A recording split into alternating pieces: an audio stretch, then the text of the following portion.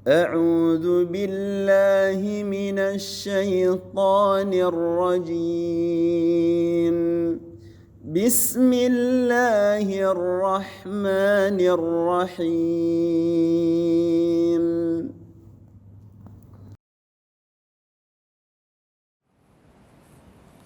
Assalamualaikum warahmatullahi wabarakatuh.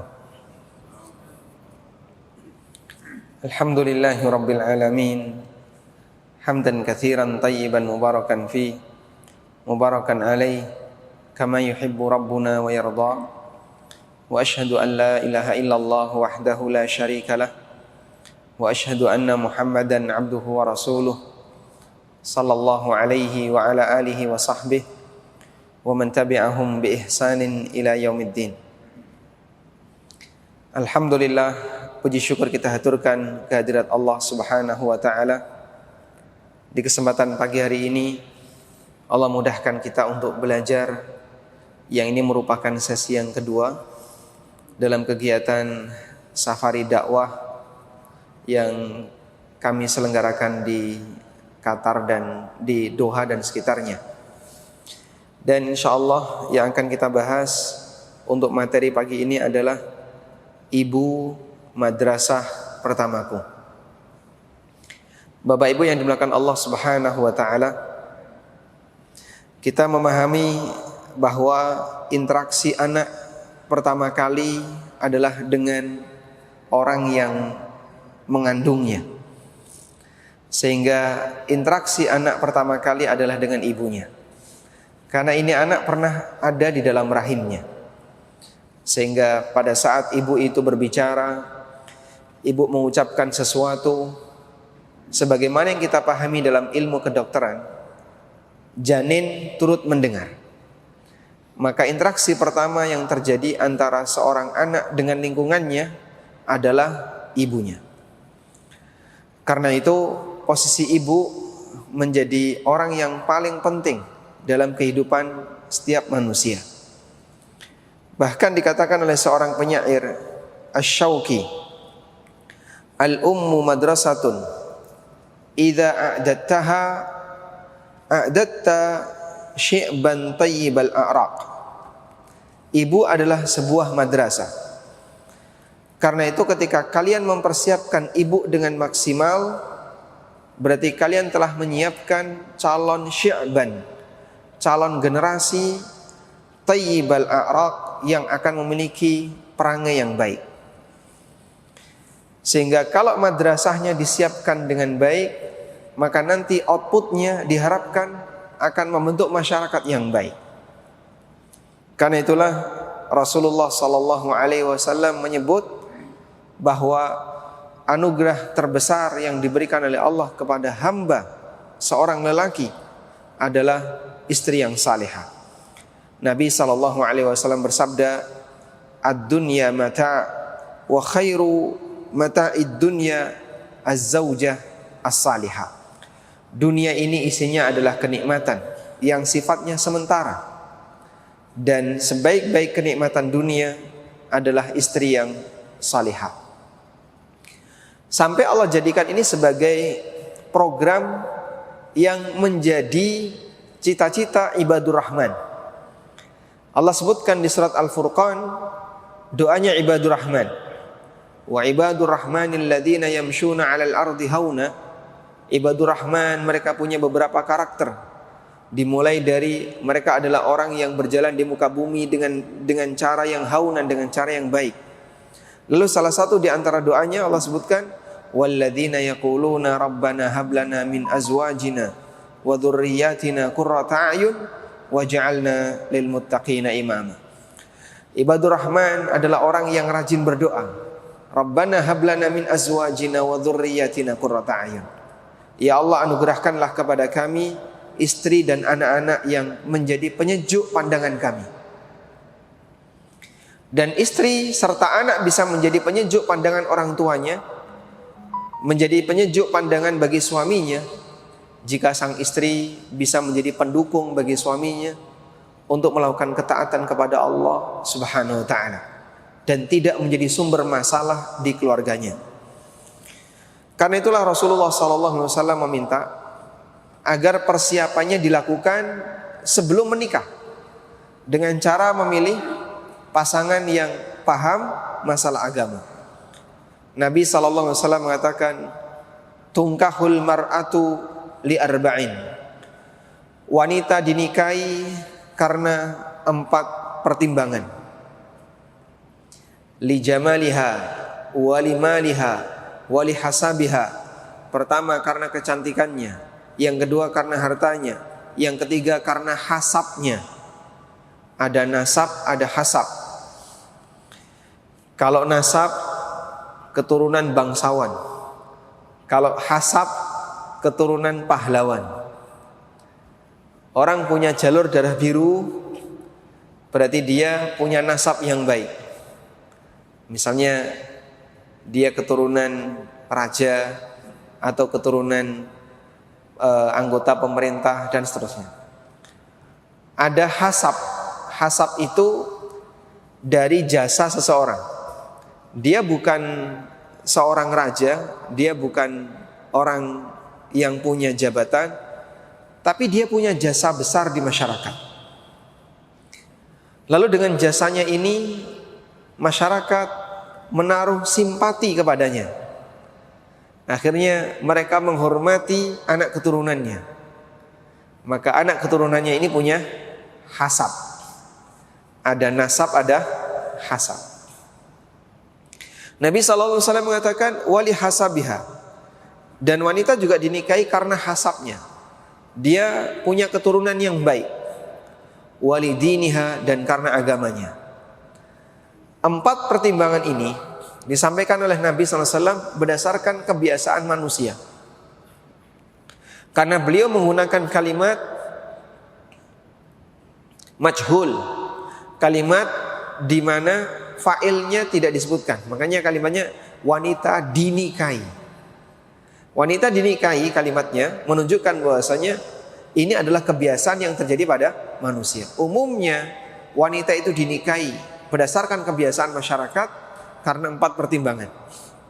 Mulai dari fisiknya, pertimbangan kekayaannya, pertimbangan nasabnya, dan pertimbangan agamanya. Lalu Nabi SAW mengatakan, fadfar bidzatid din taribat yadak. Maka pilihlah yang agamanya baik agar kau tidak menjadi orang yang celaka. Persiapan itu dimulai sebelum menikah. Masing-masing lelaki diminta agar dia mencarikan calon ibu yang baik bagi anak-anaknya. Dan Nabi SAW juga menyebutkan bahwa posisi wanita, dia punya tanggung jawab untuk menjaga keluarga suaminya, anak-anak suaminya, termasuk seisi rumah suaminya. Rasulullah SAW bersabda, wal mar'atu ra'iyatun fi baiti zawjiha. Dan seorang wanita adalah pemimpin di rumah suaminya. Sebab yang namanya lelaki itu punya karakter apa, Pak? Kerja di luar. Dan orang di masa silam, mereka terkadang kerja di luar sampai harus memakan waktu berbulan-bulan karena meninggalkan kampung halamannya dalam rangka untuk berdagang. Orang Madinah misalnya berdagang ke Syam, perjalanannya saja 1 bulan. Baru 1 berangkat, belum pulangnya, belum nanti aktivitas di sana. Sehingga karena lelaki itu banyak keluar rumah, maka selanjutnya yang berposisi menjaga rumah siapa? Istrinya. Sehingga Nabi SAW mengatakan, wal mar'atu ra'iyatun fi baiti zawjiha wa mas'ulatun an ra'iyatiha. Dan wanita akan menjadi pemimpin di rumah suaminya, dan dia akan dimintai pertanggungjawaban terhadap apa yang dia pimpin. Dipimpin di rumahnya berarti siapa? Anak-anaknya, harta suaminya, dan apapun yang ada di dalam rumah itu. Karena itulah jamaah yang dimuliakan Allah Subhanahu wa taala, di sini ada keseimbangan yang diajarkan dalam Islam untuk membentuk pendidikan yang baik di dalam rumah, di mana pemimpin pendidikan itu adalah seorang ibu. Maka bagi lelaki diperintahkan untuk menyiapkan sejak sebelum menikah. Bagi perempuan, mereka diperingatkan oleh Nabi SAW, kalian akan dimintai pertanggungjawaban di hadapan Allah kelak di yaumil akhir. Bagaimana kalian memimpin rumah tangga kalian ketika suami tidak ada? Bagaimana memimpin anaknya, bagaimana mendidik anaknya, bagaimana menjaga harta suaminya, dan seterusnya. Karena itu Allah sebutkan definisi wanita solihah menurut Al-Quran. Allah mengatakan, fas-salihatu qanitatun hafizatun lil ghaibi bima hafizallah. Wanita yang salihah adalah hafizatun, wanita yang fas-salihatu qanitatun hafizatun lil ghaibi bima hafizallah. Wanita yang salihah adalah wanita yang qanitah, yang penurut, yang taat. Hafizat, yang bisa menjaga. Apa yang dijaga? Bima hafizallah, sesuatu yang dijaga oleh Allah, maksudnya yang diwajibkan untuk dijaga. Apa yang diwajibkan untuk dijaga? Allah mewajibkan menjaga kehormatan. Allah mewajibkan agar wanita menjaga seisi rumah suaminya, menjaga pendidikan anak-anaknya. Maka definisi wanita salihah dalam surat An-Nisa adalah wanita yang punya dua karakter. Pertama, dia taat. Yang kedua, dia pandai menjaga. Baik, jika dua ini dilakukan dengan sinkron jamaah, maka akan terjadilah madrasah yang baik di rumah kita, sehingga ada keseimbangan antara tanggung jawab seorang suami, di mana pendidikan itu dimulai dari sejak dia memilih istri, dan tanggung jawab seorang ibu sebagai pemimpin rumahnya ketika suaminya tidak ada di tempat. Dan Allah Subhanahu wa ta'ala takdirkan ada beberapa wanita yang punya peran besar dalam sejarah, meskipun bisa jadi namanya tidak begitu kita kenal. Mereka lah ibunda para ulama. Contoh madrasah yang disebutkan oleh para ulama berkaitan dengan seorang ibu yang dia menjadi inisiator pendidikan bagi anaknya, sehingga terlahirlah anak-anak yang menjadi pemimpin dunia dalam masalah agama.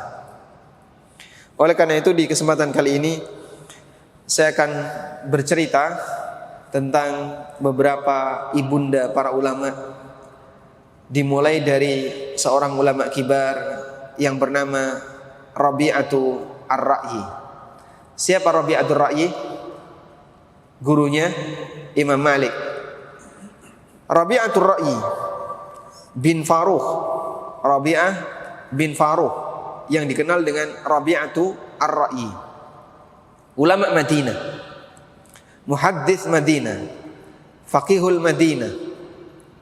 Dan kenapa beliau disebut dengan gelar Ar-Ra'yi?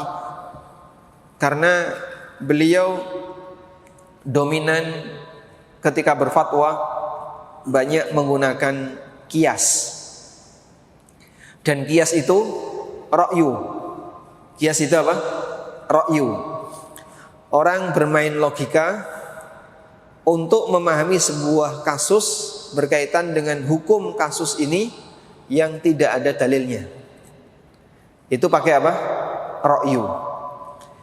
Maka Rabi'ah karena sering berfatwa menggunakan qiyas, ada orang bertanya dan pertanyaannya tidak ada dalam dalil kasusnya, maka didekatkan dengan kasus yang ada dalam dalil. Akhirnya dilakukan analogi. Proses ini namanya apa? Qiyas. Rabi'ah ketika berfatwa sering menggunakan itu, maka dikenallah dengan sebutan Rabi'ah Ar-Ra'yi. Rabi'ah yang sering menggunakan qiyas.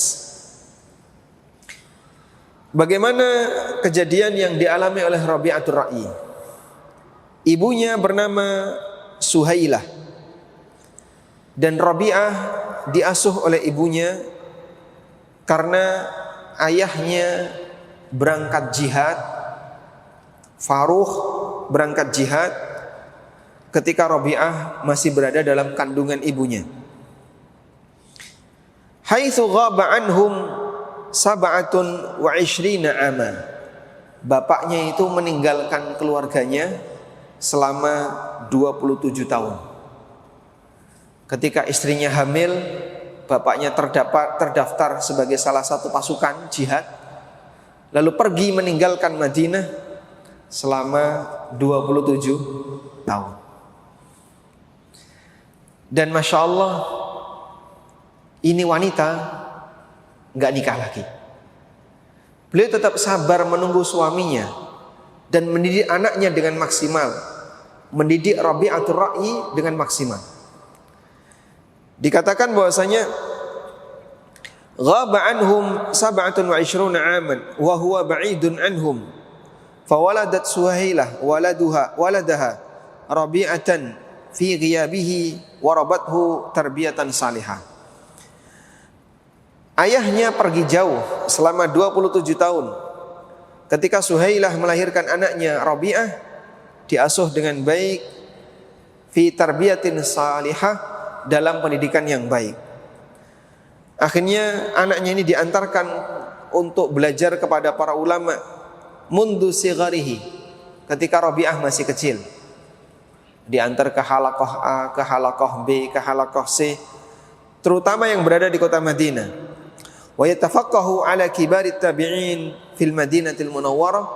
Dia belajar kepada para ulama tabi'in yang berada di kota Madinah. Wa sabarat alaihi min azrihi wa ta'yinihi fi muhammatihi. Dan dia bersabar untuk bertahan tidak menikah, sehingga dia bekerja untuk mencukupi kebutuhan dirinya dan anaknya.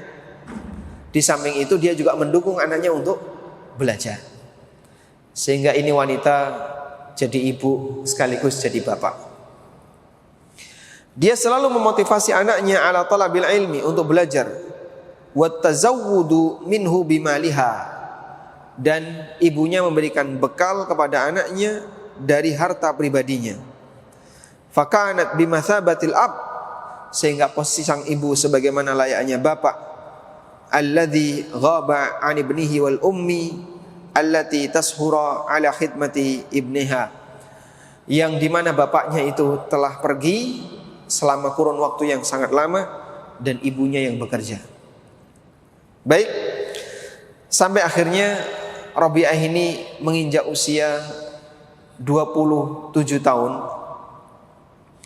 dan beliau karena menjadi salah satu ulama kibar di kota Madinah, akhirnya Rabi'ah menjadi mufti di Masjid Nabawi. Allah Subhanahu wa ta'ala memberikan hasil yang baik terhadap perjuangan sang ibu, sehingga jadilah Rabi'atul Ra'yi menjadi orang yang dijadikan sebagai rujukan dan marja dalam masalah agama. Sehingga banyak orang yang tanya kepada Rabi'ah, banyak orang yang minta fatwa kepada Rabi'ah. Setelah 27 tahun bapaknya kembali, bapaknya pulang. Bapaknya pulang dan dia kembali ke kota Madinah. Wa dakhalal masjid. Kemudian sang bapak masuk ke dalam masjid. Ra'a halaqatan qad istama'an nas 'alaiha. Ketika bapaknya masuk Masjid Nabawi, dia melihat ada halaqah ilmu, ada kajian. Ada banyak orang berkerumun dan ada satu orang memberikan pengajian. Wa ra'a syaban wasiman ala ra'siha fajalasa yanzuru ilaihi. Kemudian dia lihat, ternyata yang isi masih muda. Yang isi masih muda, umurnya 20-an tahun. Akhirnya si orang tua ini ikut nimbrung di situ mendengarkan ilmu yang disampaikan oleh Rabi'ah. Wa yastami'u ila ilmihi, dia pun ikut mendengarkan ilmu yang disampaikan oleh Rabi'ah.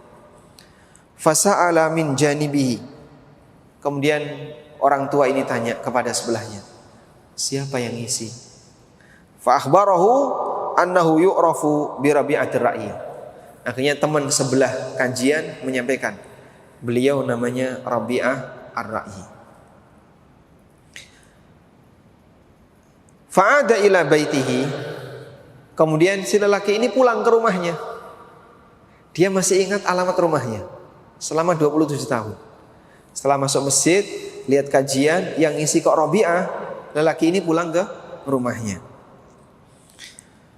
Wa yatadzakkaru dzalikal alam asyaq. Dan dia masih ingat posisi rumahnya ketika dia meninggalkan rumah itu. Faqara al-bab fa fataha lahu dzalika syab alladzi ra'ahu fil masjid. Saat lelaki ini mengetuk pintu, ternyata yang buka adalah pemuda yang tadi ngisi di masjid. Loh, kok kamu yang ngisi di masjid tadi? Fastaghraba wujuduhu fi baitihi. Maka si Rabi'ah kaget dan bapaknya pun kaget. Loh, kenapa dia ada di sini? Rabi'ah kaget, bapaknya juga kaget. Fa'arafathu zaujatuhu annahu raja. Ibunya mengenal bapaknya telah pulang. Akhirnya dijelaskan fa akhbarathu bi haqiqati dzalika syab. Akhirnya dijelaskan oleh ibunya, Rabi'ah dijelaskan oleh ibunya bahwasanya yang datang ini adalah bapakmu. Yang lama beliau meninggalkan tempat ini karena berjihad di jalan Allah. Dan ini merupakan anaknya yang ditinggal sejak berada dalam kandungan ibunya. Qad asbahal yauma kama tara. Sekarang dia menjadi seorang ulama kibar sebagaimana yang Anda saksikan. Masya Allah. Fasurra bihi. Akhirnya sang bapak bahagia dan dikatakan wa kada ayyughsha alaihi minal farah. Hampir saja sang bapak ini pingsan karena saking gembiranya melihat kondisi keluarganya yang sangat baik suasananya. Ditinggal selama 27 tahun dan anaknya jadi ulama kibar. Baik. Ini contoh bagaimana keberhasilan yang dilakukan yang didapatkan oleh siapa, Pak? Ibunya Rabi'ah. Siapa namanya tadi? Suhailah. Di mana ibunya Rabi'ah rahimahullah, beliaulah yang mendidik putranya ketika ditinggal oleh sang suami. Tayyib, sekarang kita beralih kepada wanita yang kedua. Aliyah bintu Syarik bintu Abdurrahman Al-Asadiyah. Aliyah bintu Syarik bin Abdurrahman Al-Asadiyah. Siapa beliau? Ibunda Imam Malik bin Anas. Ibunda Imam Malik bin Anas termasuk di antara orang yang punya peran besar terhadap bagaimana pendidikan yang dialami oleh Imam Malik bin Anas. Sampai Imam Malik pernah bercerita tentang ibunya. Nasya'tu wa ana ghulam fa'ajabani al-akhdhu minal mughniyin. Ketika saya masih anak-anak, saya itu punya cita-cita ingin jadi orang kaya. Fa'ajabani al-akhdhu minal mughniyin. Saya punya cita-cita ingin jadi orang kaya. Sehingga Imam Malik ingin belajar kepada para saudagar, para pedagang. Dan di masa silam yang kaya itu adalah para pedagang. Belum ada orang kaya kok dari hasil ngebor minyak, itu gak ada ya. Apalagi jualan gas, gak ada. Fa'ajabanil akhdhu minal mughniyin. Maka saya ingin untuk belajar kepada orang-orang kaya. Gimana sih caranya berdagang agar berhasil, agar sukses, sehingga bisa menjadi orang kaya. Faqalat ummi. Lalu ibunya memberi peringatan kepada Imam Malik. Ya bunayya, wahai putraku. Afwan, di sini Imam Malik ingin menjadi mughanniyin, ingin menjadi seorang penyanyi. Ya bunayya, kemudian ibunya menyampaikan, innal mughanni, sesungguhnya seorang penyanyi, idza kana qabihal wajhi lam yultafat ila ginaihi. Wahai putraku, apabila penyanyi itu wajahnya nggak cakep, maka nanti orang nggak mau dengar nyanyiannya. Fada al-ghina watlub al-fiqha. Tinggalkan hobi bernyanyi, hobi main musik, dan beralihlah kepada orang yang paham fikih. Cari ilmu agama. Jangan mencari profesi dari hasil bernyanyi. Fataraktul mughanniyin wa taba'tul fuqaha. Maka aku tinggalkan para penyanyi dan aku mengikuti para fuqaha. Fabalagallahu bi matara. Sehingga Allah Subhanahu wa taala berikan kepadaku hidayah sebagaimana yang Anda lihat. Dan Imam Malik bin Anas rahimahullahu taala punya gelar apa? Imam Daril Hijrah. Kenapa diberi gelar Imam Daril Hijrah? Karena beliau sepanjang masa belajarnya tidak pernah meninggalkan kota Madinah kecuali ketika haji atau umrah. Selain itu fokus belajarnya di mana? Kota Madinah. Dan berdasarkan riwayat ini, berarti di zaman Imam Malik profesi penyanyi, profesi orang yang main musik itu sudah ada. Sampai beliau punya ketertarikan untuk berprofesi itu agar dapat kekayaan. Tapi disarankan oleh ibunya, kamu jangan ikuti mereka, karena mereka kalau sudah tua, kalau wajahnya sudah nggak bagus, ditinggal. Kamu ambil fikih. Akhirnya beliau tinggalkan para penyanyi, cita-citanya beralih kepada para fuqaha, sehingga dia belajar dari para ulama. Wa qala Malikun an ummi. Dan Imam Malik pernah bercerita tentang ibunya. Fa'albasatni thiyaban mushmiratan wa wada'at at-tawilata ala ra'si, ay al-qalansuwa at-tawilah, wa ammamatni fawqaha. Ibuku memberikan aku pakaian yang mushmirah, yang menutupi seluruh badanku seperti jubah. Wa wada'at at-tawilata ala ra'si, dan beliau menaruh peci di atas kepalaku. At-tawilah maknanya adalah al-qalansuwa at-tawilah, peci yang panjang, peci yang tinggi. Ya, mungkin seperti kalau budaya di sekitar Timur Tengah, peci yang tinggi itu negara mana? Mesir ya, mungkin seperti Mesir. Pecinya dibuat agak tinggi. Wa ammamatni fawqaha. Kemudian ibuku memberikan saya imamah, dikasih imamah, sorban di atasnya. Faqalat, lalu sang ibu ini mengatakan, idhab faktubul an. Idhab faktub al-an. Sekarang silahkan kamu belajar. Jadi sebelum belajar, anaknya didandani, dikasih pakaian yang bagus, dikasih peci yang bagus, dikasih tutup kepala, dikasih sorban. Silakan, sekarang kamu boleh belajar.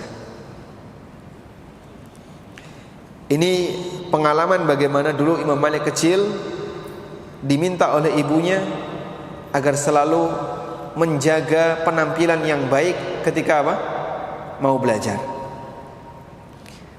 Taqulu lahu, di kesempatan yang lain ibunya pernah mengatakan kepada Imam Malik, idhab ila Rabi'ata fata'allam min adabihi qabla ilmi.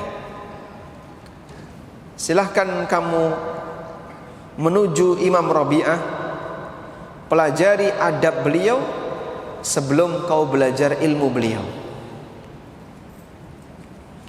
Dan kalau kita perhatikan di sini, bahwa yang pertama kali menginisiasi Imam Malik untuk belajar ketika kecil siapa, Pak? Ibunya.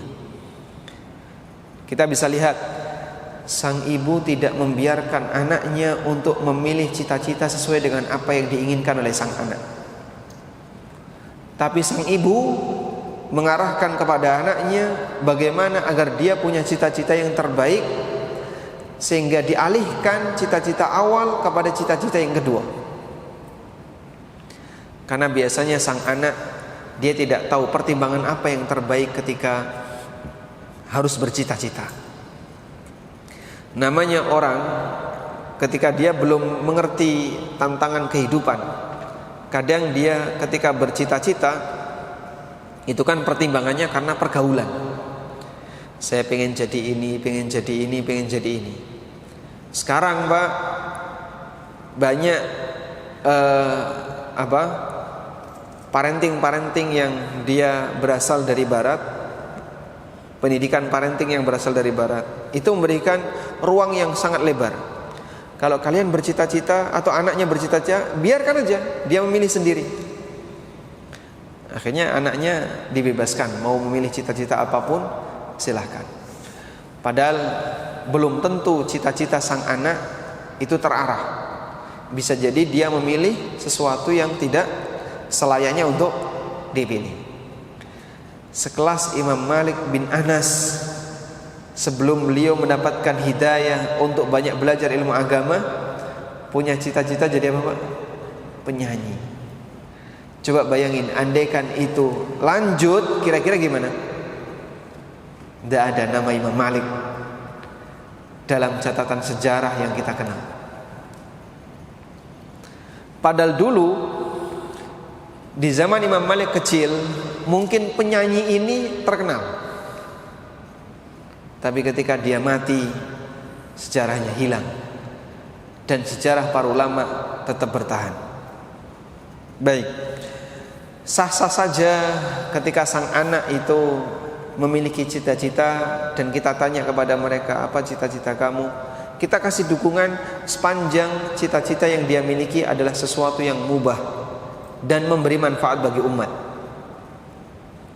Sebab semua orang diciptakan oleh Allah ada fungsinya. Setiap orang diciptakan oleh Allah ada fungsinya. Dan fungsi itu sudah mulai kelihatan dari minat dan bakatnya. Karena itu dalam Tuhfatul Maudud, Ibnu Qayyim rahimahullahu ta'ala, di kitab beliau Tuhfatul Maudud fi Ahkamil Maulud, beliau menyebutkan hendaknya orang tua itu mengenali minat dan bakat masing-masing anak. Lalu beliau kasih contoh rincian. Kalau ada anak yang dia punya kecenderungan, misalnya pinter membuat desain tertentu, memproduksi sesuatu tertentu, maka dukung anak ini untuk melakukan itu, bukan dipaksa untuk yang lain. Karena kalau dipaksa untuk yang lain nanti tidak maksimal. Tapi kalau didukung sesuai dengan minat dan bakatnya akan lebih maksimal. Dan beliau kasih contoh-contoh yang lain. Ini salah satu di antara gambaran bahwasanya para ulama itu menghargai posisi cita-cita seorang anak selama tidak sampai keluar dari batasan yang dihalalkan oleh Allah Subhanahu wa taala. Tayyib. Dari sinilah kemudian Imam Malik bin Anas rahimahullah memiliki cita-cita yang baik karena diarahkan oleh ibunya. Dan beliau punya penghormatan yang tinggi terhadap ilmu, sehingga setiap kali Imam Malik menyampaikan kajian yang di situ menyebut sunnah Nabi SAW, beliau selalu dalam kondisi suci dan punya wudu. Diceritakan ada seseorang yang mau ketemu Imam Malik, ngetok pintunya, kemudian yang buka pembantunya. Kemudian orang ini menyampaikan identitasnya, saya fulan, kebutuhannya pengen konsultasi dengan Imam Malik. Lalu pembantunya menyampaikan kepada Imam Malik, di depan ada fulan pengen konsultasi dengan Anda. Lalu Imam Malik tanya, konsultasi masalah apa? Masalah agama atau masalah yang lain? Ditanya, mau tanya masalah apa? Masalah agama atau yang lain? Masalah agama. Akhirnya Imam Malik mandi dulu. Beliau mandi menggunakan pakaian yang bagus, kemudian pakai tutup kepala, baru keluar untuk menerima konsultasi masalah agama. Mimbab ihtiram bihaditsin Nabi sallallahu alaihi wasallam, dalam rangka menghormati hadis Nabi sallallahu alaihi wasallam. Sehingga ibunya ketika menyiapkan Imam Malik sebelum belajar dikasih pakaian yang bagus, kasih imamah, fadhhab al-an falyaktub, sekarang silakan kamu berangkat, catat itu ilmu, silakan kau belajar. Sehingga anaknya diizinkan belajar setelah memakai pakaian yang rapi. Dan contoh ini disebutkan dalam hadis Jibril. Jibril datang kepada Nabi SAW dengan pakaian seperti apa, Pak? Pakaian yang putih, kemudian rambutnya tersisir rapi, la yura alaihi atharus safar, tidak ada bekas-bekas safar, wala ya'rifu minna ahad, meskipun dalam satu wilayah itu, di kumpulan itu tidak ada satupun orang yang tahu, orang yang kenal dengan siapa orang ini. Harusnya kan dia musafir, tapi musafir namun tidak ada bekas-bekas safar. Itu adalah Jibril mengajarkan kepada umat manusia bagaimana menjaga adab ketika mau belajar masalah agama. Sehingga Imam Malik bin Anas rahimahullah selalu menjaga adab semacam ini. Ketika beliau mengajarkan ilmu agama, beliau sampaikan dalam posisi suci, punya wudu. Dan ketika beliau diajak diskusi masalah agama, beliau selalu persiapan dengan menggunakan pakaian yang rapi sebelum diskusi masalah agama, dalam rangka menghormati hadis Nabi sallallahu alaihi wasallam. Tayyib. Sehingga mungkin Anda bisa ajarkan ya. Kadang kan anak-anak itu ketika membaca Al-Quran, dia sambil tiduran, sambil apalagi misalnya pakaiannya tidak menutup aurat, mungkin bisa diarahkan ya. Kamu kalau murojaah pakai jilbab, wudu dulu, menghadap kiblat yang bagus, fokus, jangan sambil tiduran kayak gini. Sebagai bentuk penghormatan terhadap Al-Quran yang dibaca, agar dia terbiasa dengan kerapian sebelum menghafalkan Al-Quran atau murojaah Al-Quran. Tapi Pak, dia sudah mau murojaah itu udah bagus Pak.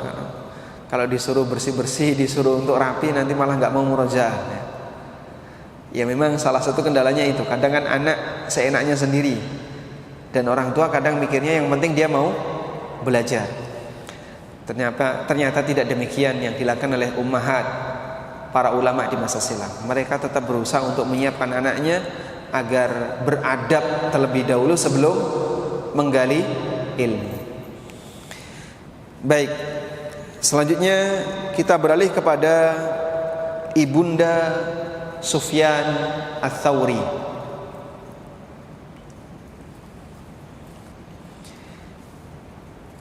Sufyan Ats-Tsauri, seorang ulama kibar di kalangan tabi'in, bergelar Amirul Mukminin fil Hadis. Amirul Mukminin fil Hadis.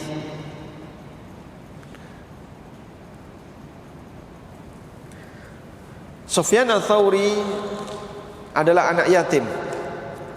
Bapaknya meninggal ketika beliau masih kecil. Wa kana faqiran, dan beliau berasal dari keluarga yang miskin. Mu'diman, tidak punya harta, namun muli'an bil ilmi, keluarganya diwarnai dengan ilmu. Walakinnahu la yamliku malan yunfiku minhu ala nafsi wa ummihi, namun dia tidak punya harta untuk nafkah dirinya dan ibunya. Akhirnya ketika suasana seperti itu, bapaknya meninggal dalam posisi miskin, tapi keluarganya keluarga agama, maka ibunya memberikan penguatan batin kepada anaknya. Ibunya pernah menyampaikan kepada Sufyan Ats-Tsauri ketika masih kecil. Wahai putraku, ya bunayya, utlub al-ilma wa ana akfika bimaghzili hadha. Wahai putraku, kamu fokus saja belajar. Nanti ibu akan mencukupi nafkah kamu. Ibu akan memintal kain untuk ibu jual, sehingga ibunya kerja dalam rangka apa? Memberi kecukupan bagi anaknya. Dohirnya dari peristiwa ini bahwasanya Sufyan itu sudah bisa mikir ketika bapaknya meninggal. Mikir berkaitan dengan biaya hidup keluarganya. Makanya dia tidak ingin memberatkan hidup ibunya. Sehingga saat posisi seperti itu, Sufyan punya keinginan untuk bekerja. Dalam posisi ketika beliau belum balik, masih anak-anak, statusnya sebagai anak yatim. Kadang kan anak lelaki usia 9 tahun, 10 tahun, dia sudah bisa mikir kondisi keuangan keluarga. Bapaknya lagi susah atau ibunya lagi susah, dia paham itu. Dia sudah bisa mikir itu. Kondisi Sufyan Ats-Tsauri kurang lebih seperti itu. Dari keluarga yang miskin, bapaknya meninggal, ibunya nggak punya pekerjaan, tapi masya Allah, semangat beliau tetap ingin belajar, tidak putus. Maka ibunya yang menguatkan mentalnya Sufyan. Kamu tetap terus belajar. Nanti urusan nafkah biar ibu yang nanggung, kamu gak usah mikir. Ya. Kadang kan ada anak yang kemudian dia mutong belajar gara-gara apa? Ditinggal oleh orang tuanya, bapaknya meninggal, akhirnya dia kepikiran, terus dia gak mau belajar, milih kerja. Karena dalam bayangan dia, kalau saya masih memberatkan orang tua sementara bapak sudah gak ada, ibu penghasilannya juga seadanya, mungkin nanti akan jadi beban tambahan. Akhirnya kadang milih kerja. Nah, di saat itulah peran sang ibu sangat dibutuhkan. Kuatkan mental anak, sampaikan kepada sang anak, kamu gak usah mikir masalah nafkah, biar ibu saja yang mikir, kamu fokus belajar. Meskipun suasana seperti ini beda dengan di zaman sekarang.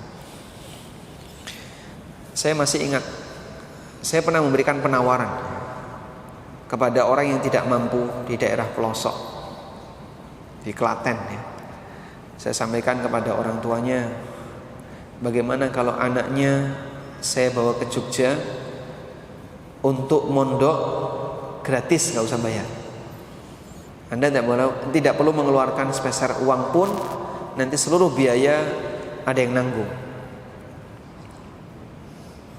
Dan waktu itu si anak kelas 6 SD dan mau masuk SMP. Saya tawarkan agar mondok saja di Jogja. Tapi komentar ibunya, nanti kalau dia mondok nyambut gawe apa? Kalau dia mondok mau kerja apa? Sebab anaknya itu mau disiapkan untuk kerja di SMK, untuk sekolah di SMK. Nanti kalau SMK kan begitu lulus sudah bisa langsung kerja. Ibunya itu ketakutan, nanti kalau anaknya mondok, dia kerja apa kalau sudah lulus? Akhirnya nggak mau. Padahal itu gratis ya, nggak berbayar.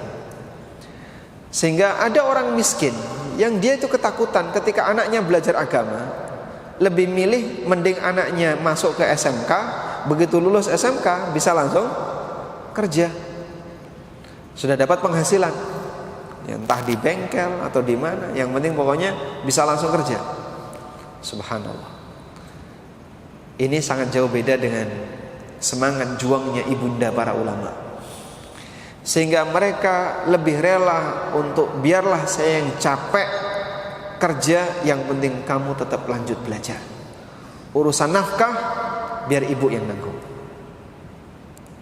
Ini pengalaman yang dialami oleh Sufyan Ats-Tsauri rahimahullah, di mana yang memberikan motivasi bagi beliau untuk bekerja, memberikan motivasi bagi beliau untuk belajar adalah ibunya. Kamu nggak usah mikir masalah nafkah keluarga, tidak usah mikir kerja, biar ibu yang mikir. Fa asbaha ayatan min ayatillah fi hifdzil hadits. Jadilah Sufyan ketika dewasa salah satu di antara tanda kuasa Allah berkaitan dengan masalah hafalan hadis. Maka beliau bergelar Amirul Mukminin fil hadis wa sayyidan min sadatil ulama'il kibar, dan salah satu di antara pemimpin ulama besar. Sampai Imam Al-Auza'i rahimahullah pernah mengatakan, lam yabqa man tajtami'u alaihi al-ummah birridha illa Sufyan. Masyarakat tidak ada yang sepakat untuk menerima ilmu seseorang selain ilmunya Sufyan.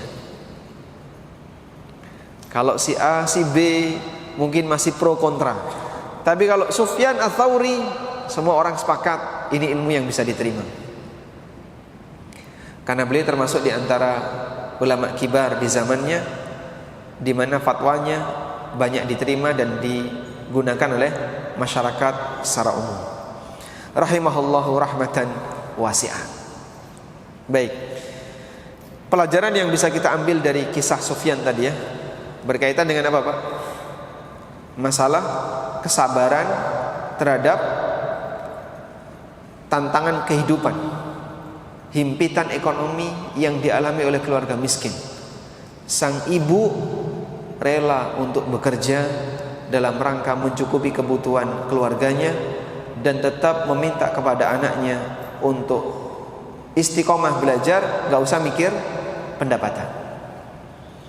Padahal kasus seperti ini cukup banyak terjadi di masyarakat kita, di mana anak-anak terkadang lebih milih untuk kerja, melihat situasi ekonomi keluarganya, daripada dia harus belajar karena khawatir menurut dia memberatkan beban keluarganya.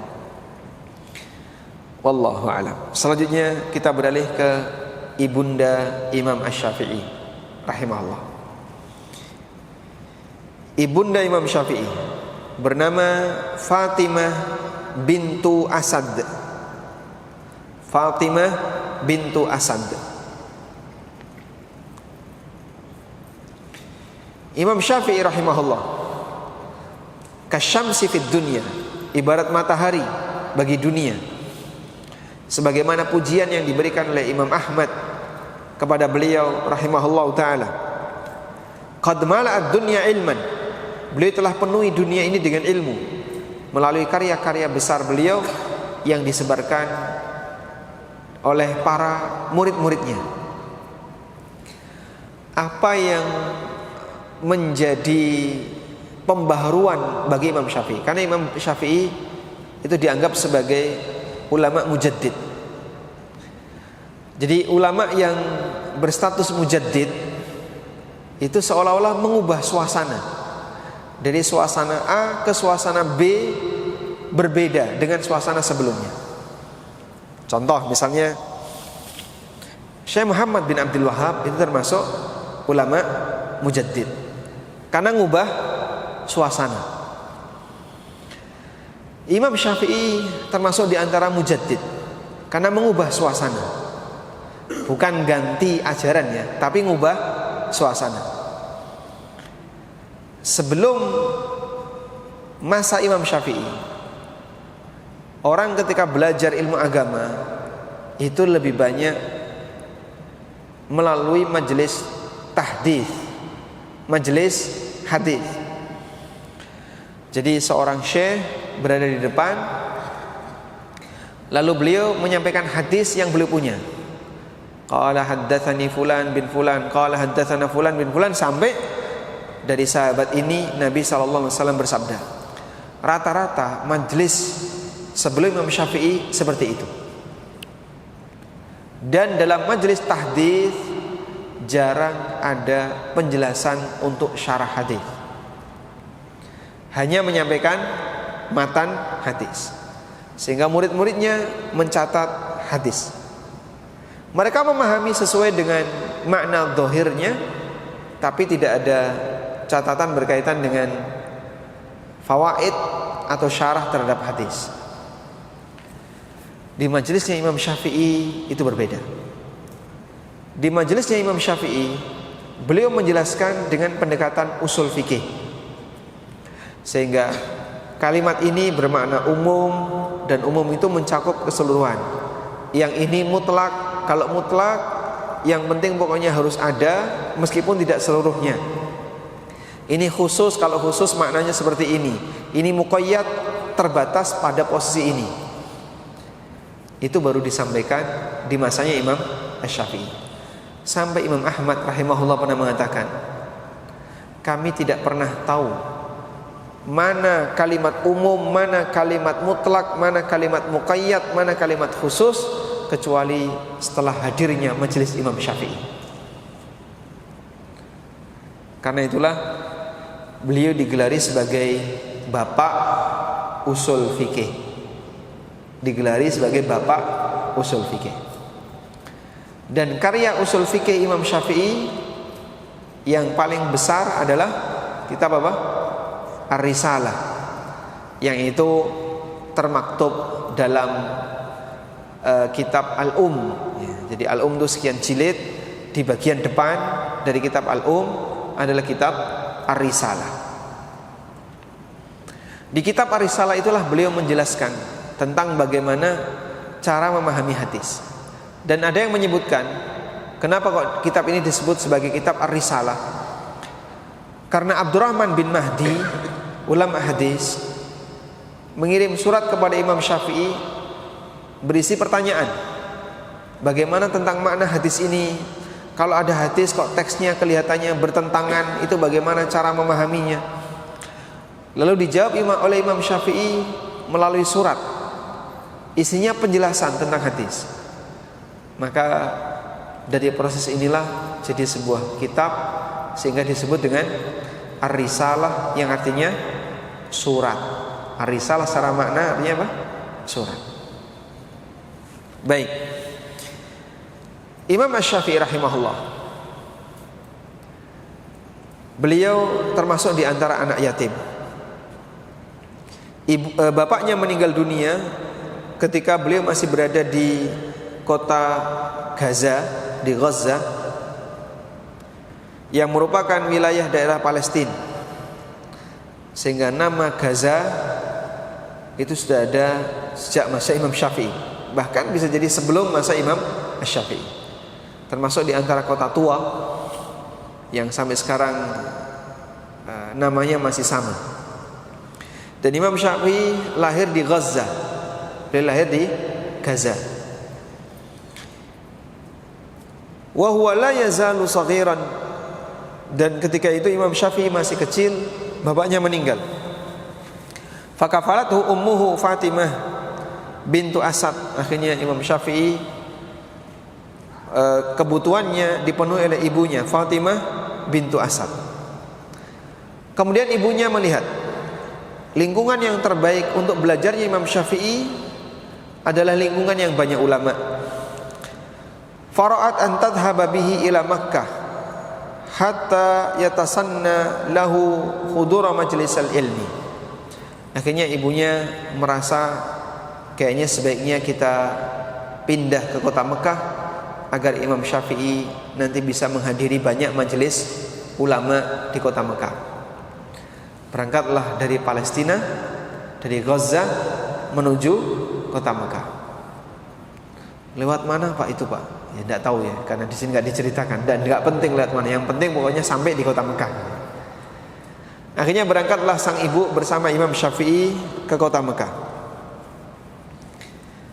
Dari situlah Imam Asy-Syafi'i rahimahullah bisa mendapatkan lingkungan yang lebih bersih, lingkungan yang baik, dan beliau bisa mendapatkan banyak ilmu dari para ulama. Fasarat bihi min Gaza tahmiluhu tilkal masafa al-ba'idah. Akhirnya berangkatlah sang ibu dari Gaza menuju Mekah, menempuh perjalanan yang sangat jauh. Ketika berada di Mekah, Imam Syafi'i belajar Al-Quran dan menghafal Al-Quran sampai beliau hafal di usia 7 tahun. Berarti ketika bapaknya meninggal itu sebelum usia 7 tahun. Karena Imam Syafi'i hafal Al-Quran di mana? Di Mekah. Setelah pindah meninggalkan Gaza. Kemudian setelah di Mekah di usia 7 tahun baru beliau menjadi hafal Al-Quran. Tayyib. Sehingga Imam Syafi'i rahimahullah ketika bapaknya meninggal mungkin ya di usia 6 tahun atau 5 tahun. Nah, anak di usia itu belum kepikiran masalah beban hidup. Beda dengan Sufyan. Sufyan itu hampir milih kerja daripada belajar. Tapi dikuatkan oleh ibunya, kamu fokus saja belajar, urusan nafkah biar ibu yang nanggung. Akhirnya ibunya memintal kain dan dijual. Kalau Imam Syafi'i di usia segitu belum kepikiran masalah nafkah, maka dipindahkan oleh ibunya ke Mekah dan beliau belajar di kota Mekah sampai akhirnya hafal Quran di usia 7 tahun. Thumma arsalathu ilal badiyah. Kemudian ibunya menaruh Imam Syafi'i untuk tinggal di suku Badui. Tujuannya apa? Belajar bahasa Arab. Karena bahasa Arabnya orang Badui itu tidak kecampuran dengan infiltrasi bahasa yang lain. Kok bisa, Pak? Kalau di kota seperti Mekah, Madinah, itu kan orang luar berdatangan.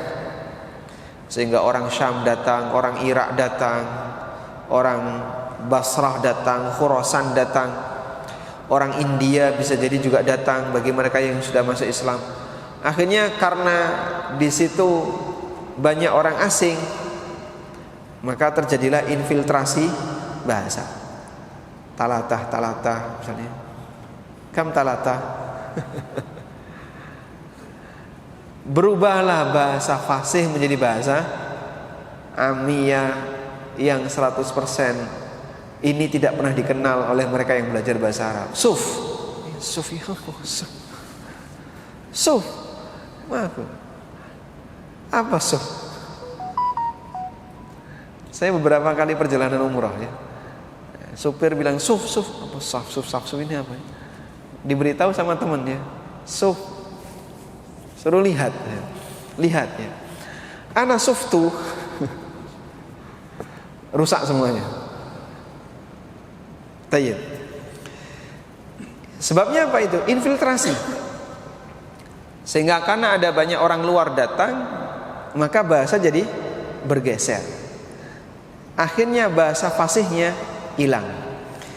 Ibunya menaruh Imam Syafi'i ilal badiyah, di orang Badui, suku Hudzail, dan beliau belajar bahasa Arab dari suku Hudzail. Liyata'allama lughatal Arab wa ta'abiriha hatta atqanaha, agar beliau bisa belajar bahasa Arab, ungkapan-ungkapan masyarakat Arab yang asli, sampai mungkin dalam masalah bahasa Arab. Dan ternyata ini memberikan pengaruh yang sangat besar bagi fikihnya Imam Syafi'i. Sampai beliau itu pernah mengatakan begini, ma su'iltu an mas'alatil fiqhi illa wa ajabtuhu bin nahwi. Setiap aku ditanya tentang masalah fikih, maka aku ngasih jawaban dengan pendekatan ilmu nahwu. Dan beliau pernah menyampaikan, man tabahhara fin nahwi ihtada ila kulli ulum. Barang siapa yang pandai ilmu nahwu, maka Allah akan mudahkan bagi dia untuk meraih cabang ilmu yang lain. Dan bekal bahasa itulah yang kemudian menjadikan Imam Syafi'i rahimahullah sebagai orang yang bisa menjelaskan tentang ini kalimat umum, kalimat khusus, kalimat mutlak, kalimat muqayyad, yang itu merupakan kunci dalam masalah ilmu usul fikih. Falamma ra'at alaihi an-najaba wa dhaharat alaihi alamatud dzaka. Ketika ibunya melihat bahwasanya Imam Syafi'i adalah orang yang cerdas, dhahabat ila daril hijrah. Akhirnya beliau membawa Imam Syafi'i ke Madinah. agar bisa belajar kepada kibar ulama di kota Madinah.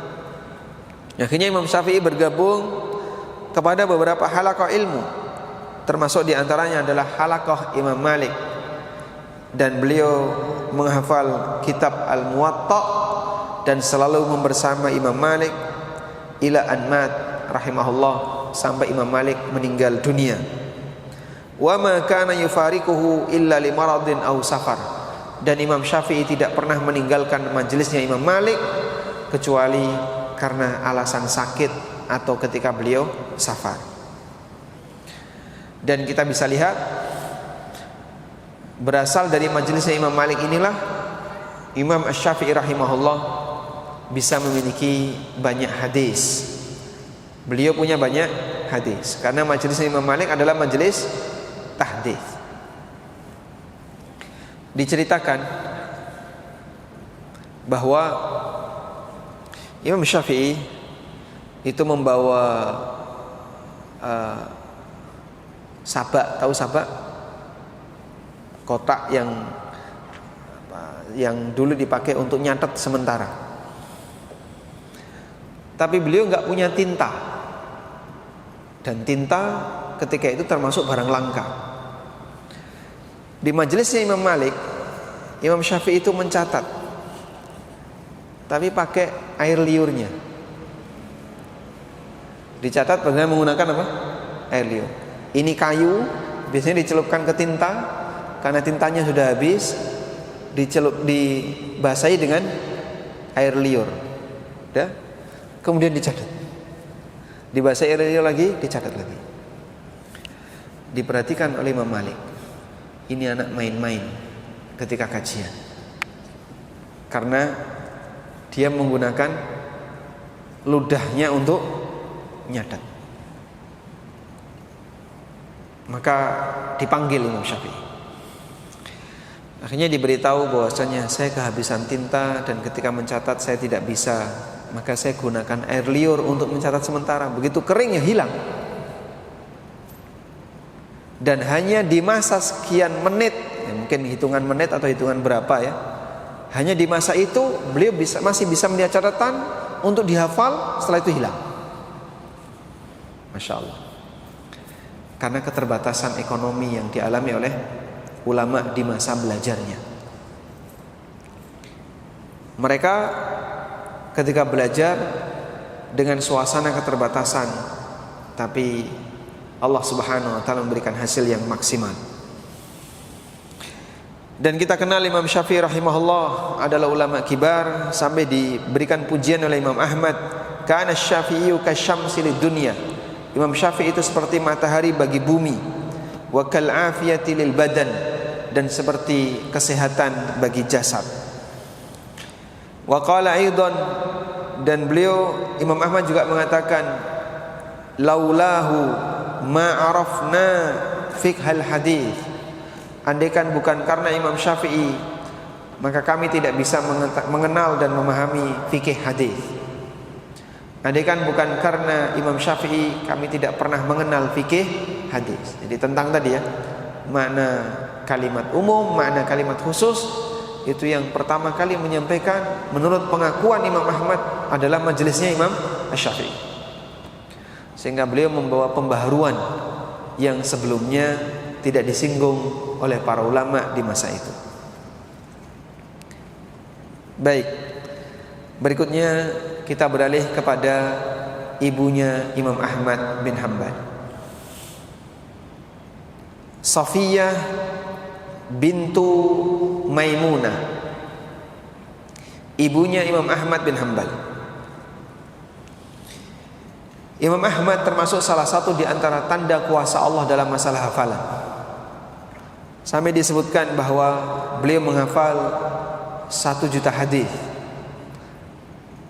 sanad dan wa matnan, sanadnya maupun matannya. Dan ada banyak sekali kelebihan yang dimiliki oleh Imam Ahmad. Sampai Imam Syafi'i rahimahullah pernah mengatakan, kharajtu min Baghdad wa ma khalaftu biha ahadan awra'a wala atqa wala afqah min Ahmad bin Hanbal. Aku meninggalkan kota Baghdad, dan tidaklah aku meninggalkan seorang murid yang lebih warok, yang lebih bertakwa dan lebih berilmu dibandingkan Ahmad bin Hanbal. Pujian Imam Syafi'i kepada Imam Ahmad. Bagaimana kondisi Imam Ahmad? Ternyata di balik ulama kibar ini ada seorang ibu yang sangat bertakwa kepada Allah dan ibu yang sangat perhatian terhadap pendidikan anaknya. Imam Ahmad rahimahullah termasuk di antara anak yatim. Bapaknya meninggal ketika Imam Ahmad masih kecil. Maka diasuh oleh ibunya, Safiyah bintu Maimunah, fi kanafiha, dalam pengawasan sang ibu. Farabbathu wa alamathu alkitab wa sunnah. Akhirnya diajarkan oleh sang ibu Al-Quran dan sunnah.